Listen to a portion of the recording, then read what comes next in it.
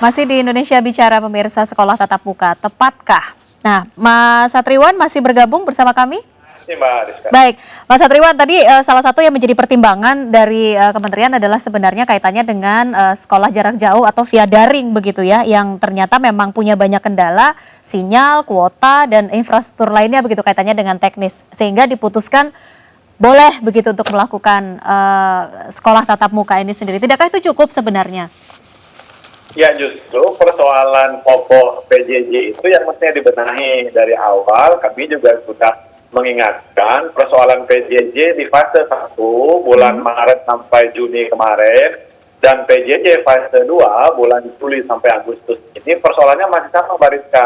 Ya kan, hal-hal teknis seperti kendala teknis seperti anak tidak memiliki gawai, kemudian tidak ada jaringan internet, ataupun ada tetapi jaringannya biar kadang ada kadang enggak, kemudian akses ke rumah siswa itu jauh dan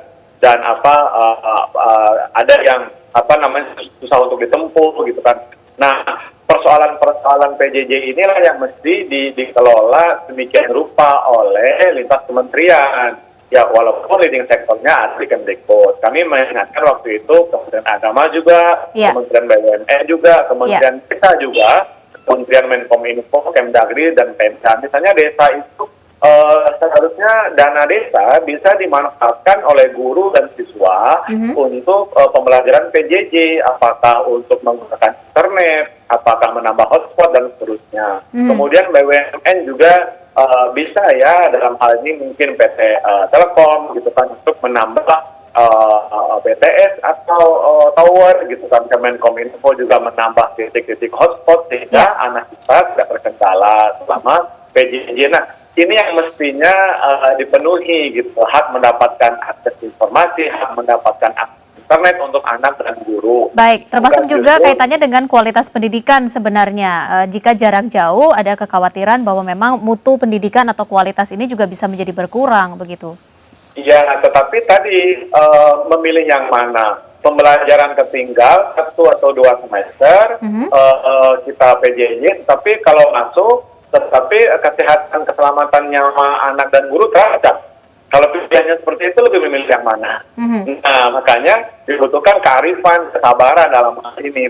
Dulu saya bertanya ke beberapa senior, di tahun 66-67 itu, pernah juga pembelajaran di sekolah itu tertunda, gitu ya, karena kondisi politik zaman itu. Nah, tetapi kan akhirnya bisa dikejar. Nah, maksud saya adalah ketertinggalan pembelajaran pendidikan itu memang bisa dikejar. Tetapi kesehatan keselamatan anak, guru yang terancam selama sekolah itu apakah bisa? Saya pikir risikonya lebih besar yang kedua ini gitu. Nah, termasuk juga nanti ketika masuk, pembelajaran kan terbatas juga, Mbak. Dibatasi 4 jam, jumlah siswa terbatasi. Kemudian kantin tidak boleh dibuka, kegiatan OSIS MTK tidak boleh, kemudian kegiatan olahraga tidak boleh, ekstrakurikuler juga tidak boleh. Anak hanya berinteraksi di kelas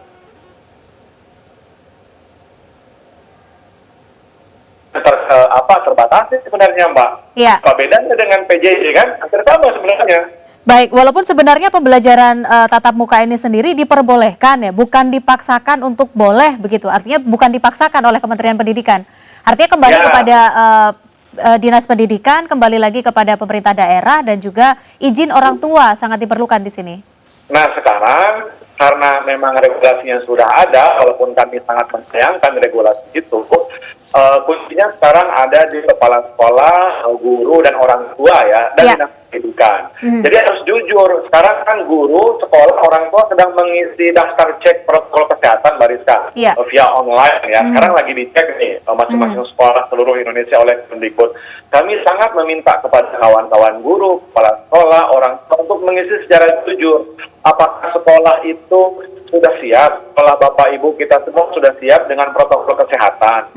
Ya kan, kalau memang belum siap, silakan di checklist belum siap gitu. Dan yang kedua, kami meminta cross-check dan verifikasi betul-betul dari Kemdikbud dan birokrasi sampai ke bawah, Dinas Pendidikan, termasuk Kementerian Agama, Kanwil Kementerian Agama, ke sekolah dan madrasah. Kunjungi sekolah madrasah, cek betul pengisian daftar cek secara online itu. Betul nggak sekolah ada pemisah meja.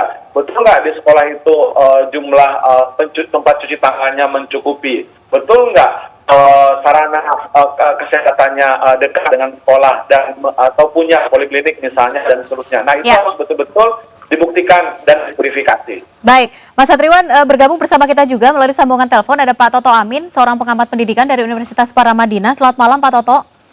Selamat malam, Mbak. Baik, Pak Toto, sudah tepatkah sebenarnya apa yang disampaikan oleh dalam revisi SKB 4 Menteri ini sendiri, pembelajaran tatap muka sudah diperbolehkan? Pertama tentu ini revisi dari yang sebelumnya ya. Karena tuntutan yang urgent untuk SMK supaya bisa praktek. Ini memang PJJ itu tidak bisa kalau praktek dilakukan PJJ, jadi makanya itu penting untuk dibuka. Tetapi yang perlu diperhatikan adalah mayoritas SMK kita itu swasta. Artinya apa? Praktikum juga mereka akan terbatas. Jadi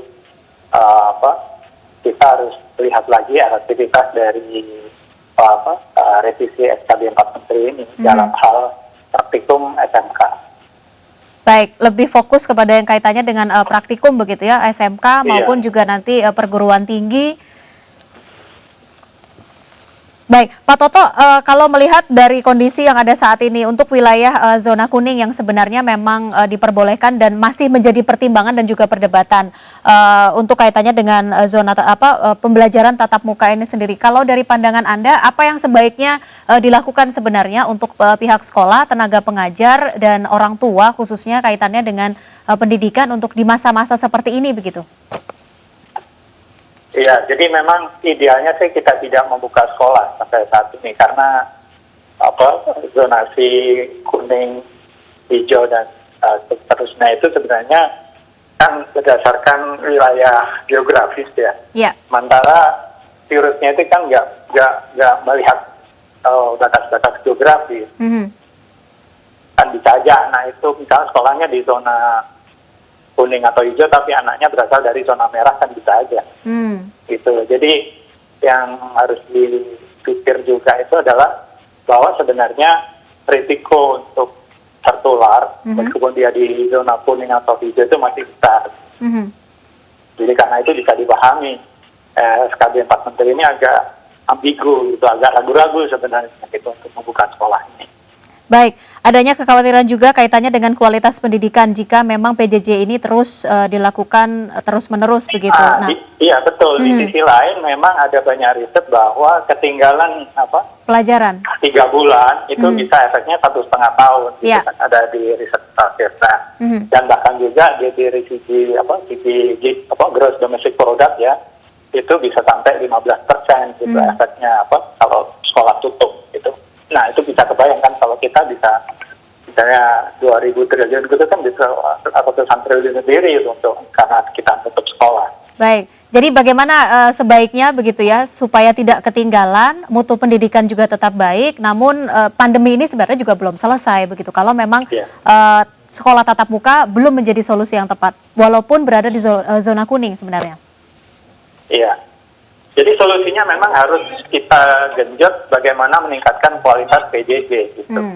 Jadi kita dorong guru bisa segera memperbaiki cara mengajarnya dengan PJJ, kemudian juga kebutuhan sarpras dan kebutuhan biaya-biaya koneksi ya pulsa dan segalanya harus segera diatasi. Karena kita tidak bisa berharap tatap muka dalam waktu dekat. Gitu.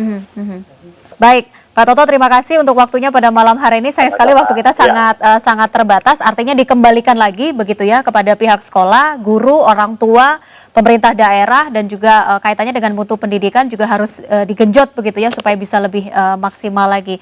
Dan semoga juga pemerintah mendengar dan bisa memberikan keputusan yang terbaik kaitannya dengan pendidikan untuk generasi penerus bangsa. Mas Satriwan Salim, Wasekjen FSGI, semoga suara Anda juga didengarkan oleh pemerintah dan memberikan komitmen kepada seluruh guru untuk bisa memberikan kejujuran kaitannya dengan beberapa guru yang berada di wilayah zona kuning, apakah memang perlu membuka sekolah tatap muka atau tetap dengan kondisi yang seperti saat ini PJJ dengan memperbaiki kualitas. Begitu menurut Anda ya? Ya, betul. Terima kasih. Baik. Terima kasih Mas Satriwan Salim dan juga Pak Toto Amin untuk waktunya pada malam hari ini di Indonesia Bicara, dan selamat malam, salam sehat untuk Pak Toto dan juga Pak Satriwan. Saya harus akhiri pemirsa Indonesia Bicara untuk malam hari ini. Terima kasih Anda sudah menyaksikan Indonesia Bicara. Semoga apa yang kami hadirkan bisa memberikan informasi penting untuk Anda. Saya Rizka Indah pamit. Terima kasih. Sampai jumpa.